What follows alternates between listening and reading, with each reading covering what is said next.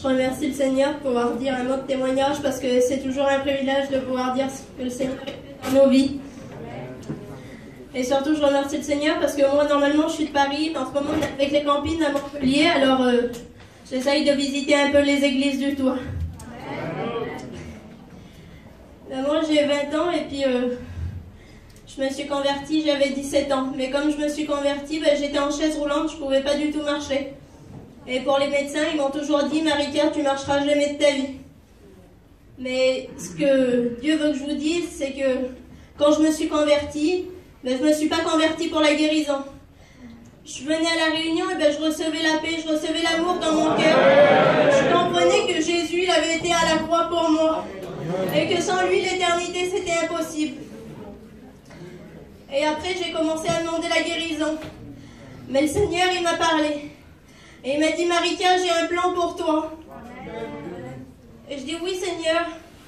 Il dit, si tu acceptes ma volonté, je peux te guérir étape par étape. Oui, je sais que, Seigneur, tu aurais pu me guérir d'un seul coup.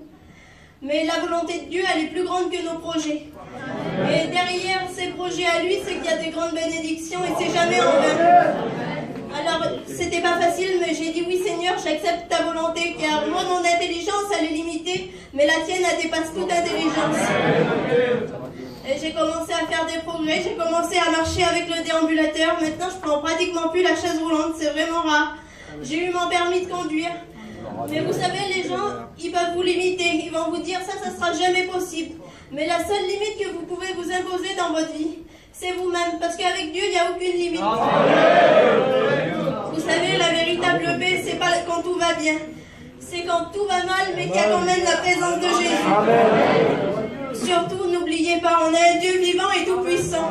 Avec lui, il n'y a rien qui est impossible. Je sais que la guérison, il va finir parce que ce que sa bouche dit s'embrale la grande. Et que Dieu vous bénisse, le carburant de ma vie, c'est la foi. Amen.